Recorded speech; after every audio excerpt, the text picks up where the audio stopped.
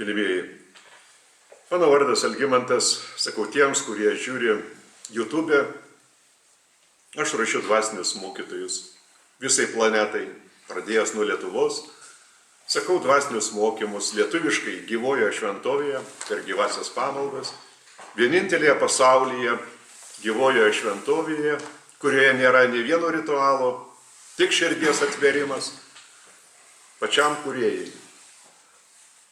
Angliškai sakau mokymus, bet kur, patalpose, gamtoje, mieste.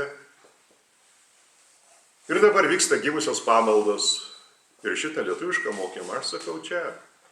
Rojaus Trejybės aš esu šventovėje Kaune.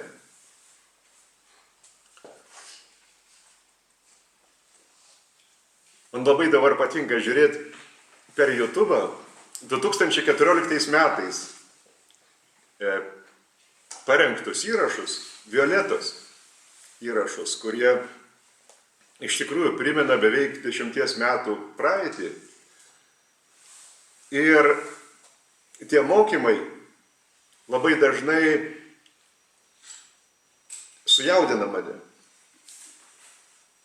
Ir labai dažnai pradėjus klausyti kokį nors teiginį, aš jį užbaigiu ir paskiau išgirstu savo to teiginio pabaigą identišką 100%.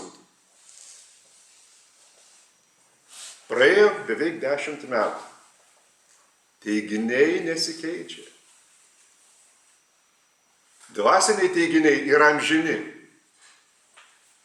Kristus kalbėjo tą patį, ką aš kalbu. Aš tęsiu Kristaus kelią. Aš tęsiu Saibabos kelią, kurie žinote Saibabą. Aš esu Kristaus apaštalas. Rojaus Trejybės aš esu kūrėjo ambasadoris visai planetai. Ir mano mokymai tai yra aidas 2000 metų praeities Kristaus mokymų ir Saibabos mokymų, kuris buvo šiais laikais, prieš 10 metį palikęs planetą, tam, kad užleistų kelią man, kad netitrauktų tikinčiųjų į save, į kurį milijonai pakrypo, kad eitų daugiau į gyvąjį kelią, kūrėjo sūnų ir dukrų. Ir mus kūrėjas ruošia nuo pat vaikystės. Ruošia. Tik mes šito nežinom, nes mums tokių dalykų neatskleidžia. Atskleidžia gyvenimas. Ir jeigu mes turim gilesnę įžvalgą, išmintį, tada mes galim iš tikrųjų pajausti, kad pamatas yra paklotas vaikystėje kažkam, kas dabar praverčia. Ir visiškai nesvarbu, ar tėvai klojo tą pamatą, ar neklojo. Kūrėjas yra stipresnis pamatas negu žemiškieji tėvai. Net jeigu ir jie nebuvo linkę pritarti tokiai sampratai, kokią dabar mes galim išreikšti, jau būdami subrendusių pavidalų. Žmogiškąja prasme, o dvasinė prasme, tai mes esam kūdikiai. Ir štai Violeta, kuri gyveno Vilniuje, kada ir aš gyvenau Vilniuje, ji pradėjo filmuoti šitos mokymus. Dėl to mes turim tą archyvinę medžiagą. Vėl, kūrėjas kaip rengė? Jie dirbo kino studijoje. Jie montuodavo filmus. Reiškia, ta aplinka, jai buvo kasdieninė duona. Ir ją patraukė prie videokameros, kad jie įsigijo videokamerą. Tai iš kūrėjo impulsas. Ir jis prasiveržė tiek, kad niekas ir nemastė, kad ji pradės filmuoti. Pradėjo filmuoti. Nuostabu. Ir dabar tie įrašai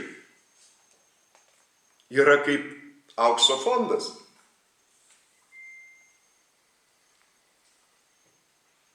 Lygiai taip pat ir mane vedė kūrėjas, kad aš netapčiau karininku, kaip norėjau tapti, ruošiausi tam, sąmoningai ruošiausi.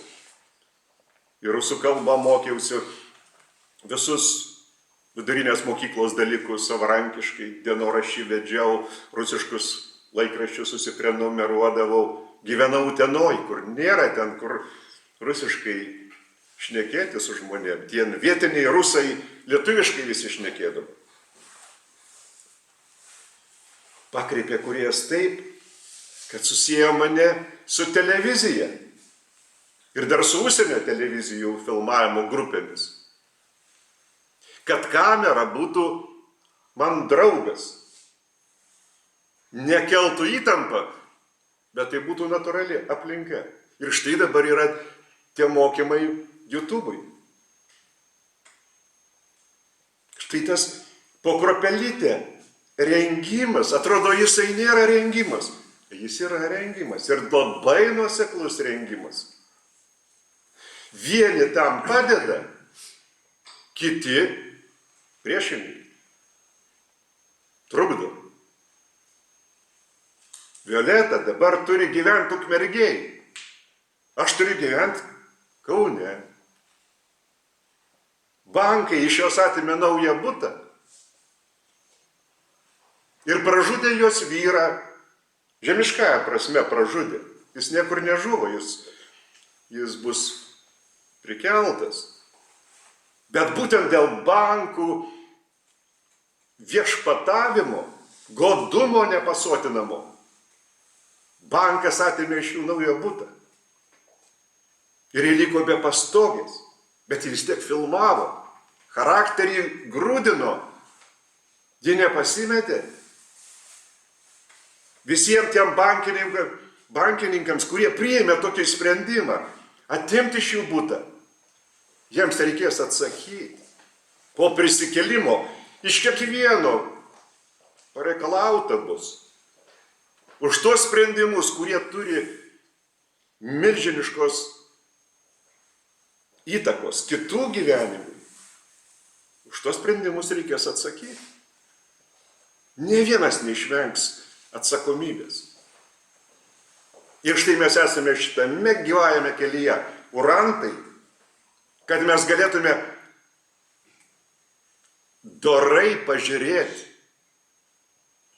šeimininkui sūnui kūrėjui Jėzui iš Nazareto į akis, jo partneriai Nebadonijai, kad galėtume pakelt akis ir pažiūrėti, kada mes būsime jau vietinės visatos lygiu. Kaip mes nugyvenom šitą gyvenimą pradinėme pasaulyje, kuris iš tikrųjų buvo pagal kūrėjo valią, pagal kūrėjo sumanimą, pagal kūrėjo evoliucinį planą. Mes ištvėrėme, kokia be būtų aplinka nepalanki kūrėjui. Dabar visa aplinka yra nepalanki kūrėjo šviesai, meiliai, tiesai, teisingumui. Žmonės yra nekalti dėl to, kad jie šitaip elgiasi. Nes juosgi moko Biblija. Bijok Dievo, bijok Dievo. Būk ištikimas bažnyčiai. Ne kūrėjui, bažnyčiai. Institucijai. O institucija tai nėra kūrėjas. Koranas taip pat moko, bijok Alacho, bijok. Tai baimiai užugdytos kartos, jos negali turėti laisvės. Meilė tai yra laisvė. Kūrėjas yra meilės šaltinis, jisai yra ir laisvės šaltinis. Mąstymas turi būti laisvas. Valstybės mąstymą kaip instituciją suvaržo. Ir tada nuo pat vaikystės vaikai formuojami šiuolaikiniais vergais, prisidengdami pseudo teorijom. Patriotizmas. Koks gali būti patriotizmas? Tai yra iškelimas savo kažkokio teritorinio šitoje planetoje gabalėlio virš kitų gabalėlių, apraizgytų politiniam sienom. Tai yra suvaržymas žmonių mąstymo, laisvės. Jie yra kūrėjo sūnūs. Jie netelpa į kokius tai politiškai apibrėžtas sienas. Mes, kada būsim pažadinti, mes visi per visą amžinybę būsim pažymėti, iš kur mes turėjom pradinį kilmės impulsą. Iš Urantijos. Niekas nesakys, iš Lietuvos, iš Vengrijos, Estijos, Rusijos, Amerikos, iš Urantijos. Iš to pasaulio, iš tos planetos. Nesukuria planetas, o politinės institucijas sukuria žmogaus gyvulinės kilmės protas, ne dvasinės kilmės. Asmenybės protas yra dvasinės kilmės. Tokiam protui ankšta tarp žmonių gyvulinės kilmės proto nubraižytų linijų. Jūsgi tie, kurie istoriją nors kiek skaitot, kuri yra iškraipyta, objektyvios istorijos nėra ir niekada nebuvo. Ji fiksuojama tik tai dangiškuose analuose, kada mus stebi iš viršaus ir registruoja istorinius įvykius visoje planetoje. Mes sužinosime objektyvią istoriją, kada būsim jau aukštesniu statusu, sielos morontinė tapatybė.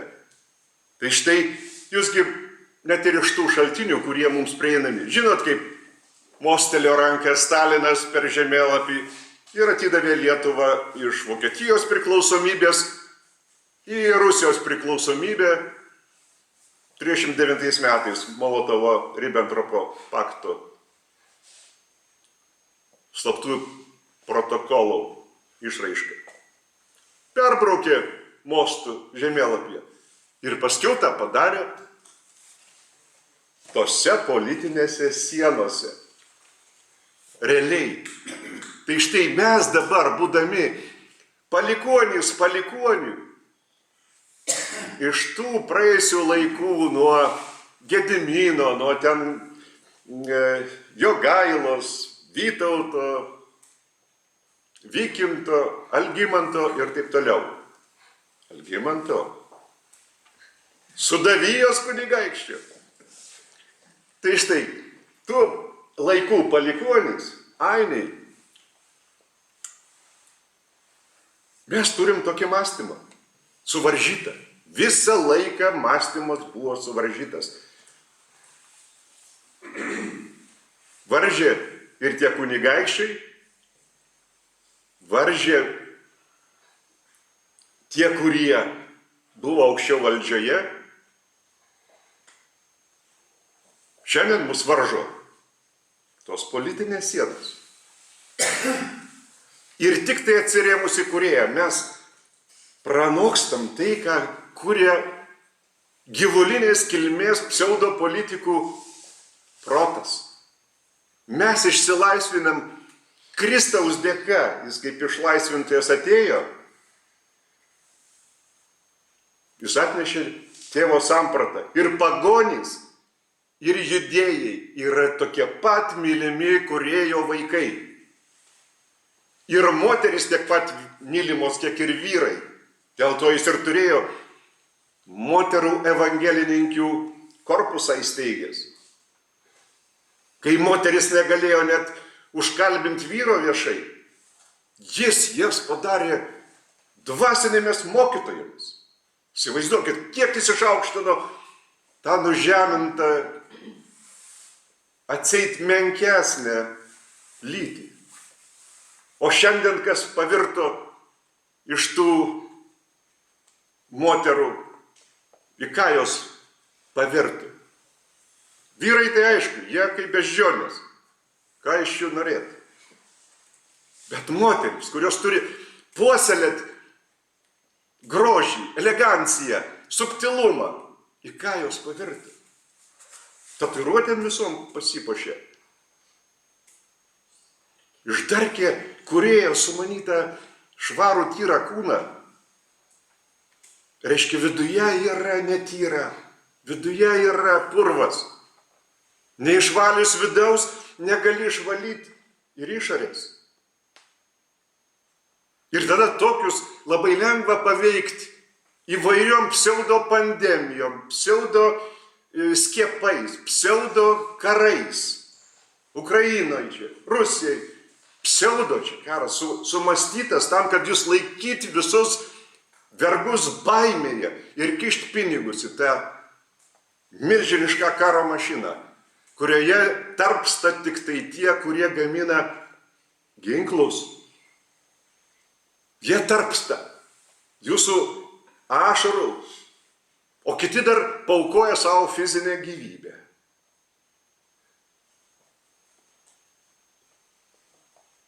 Ir aš išgirdau per žinių radiją, vienas čia lietuvaitis, rusiška pavardė, bet švariai kalba su tokiu akcentu lietuviškai. Jis ten instruktorium dirbo Ukrainai, ukrainiečius moko. Ir sako, aš negaliu suvokti, kaip atvažiuoja čia tie jauni ukrainiečiai, važinėja po Lietuvą, jie dezertyrai, jie nevažiuoja ginti Ukrainos. Ir jis skatina vis militaristinės nuotaikas, skatina. Tai aš taip ir mąstau. Visa televizija, radijas, užgrobti yra šėtono, Kaligastijos, Luciferio šalininkų. Jiems reikalinga iškreipti tai, kas yra kūrėjas.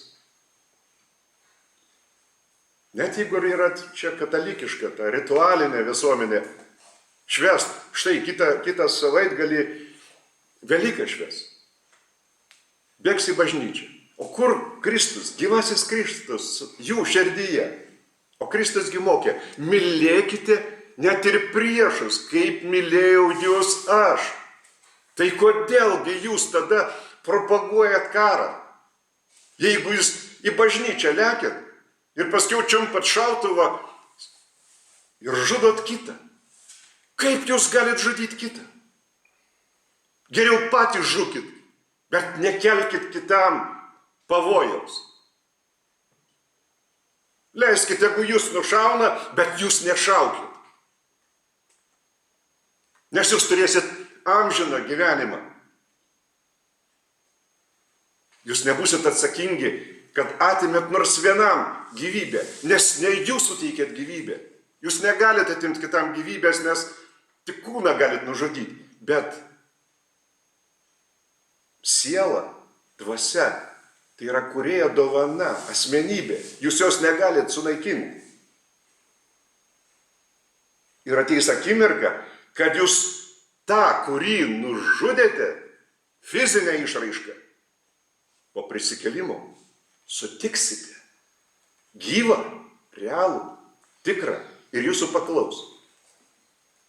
Vaikina, mergina, kodėl tu mane nužudėjai? Kodėl? Kuo aš tau nusikaltau? Bus ta akimirka po prisikėlimo.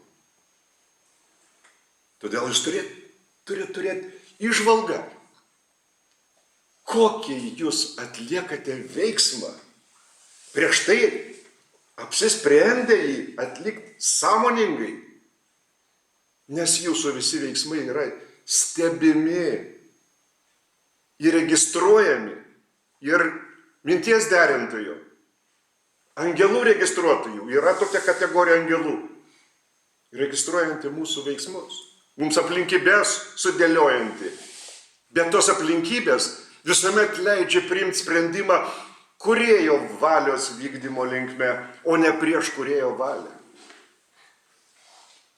Bet tą jūs turite pajausti savo būseną. Turėti tikėjimo, kad galėtumėte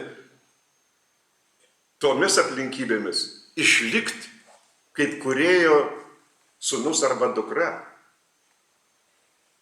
Ir išlikdami jūs patirsite, jūs ūgtelėjote dvasia. Jūsų stuburas dvasinė išraiška sustiprėjo. Ir jis išsitėsė, jeigu buvo kur nors sulinkęs.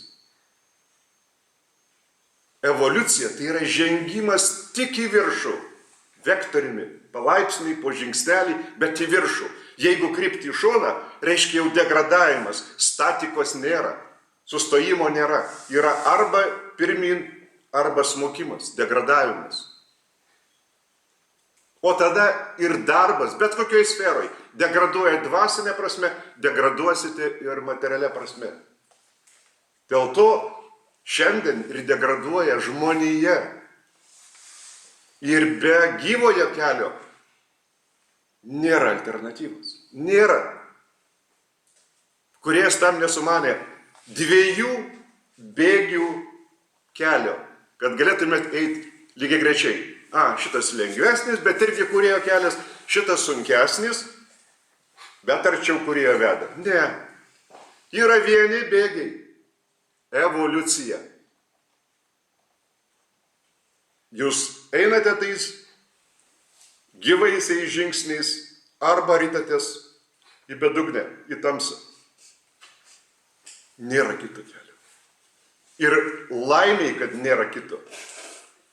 Tam ir esame mes surantai, kad galėtume paaiškinti. Nerizikuokit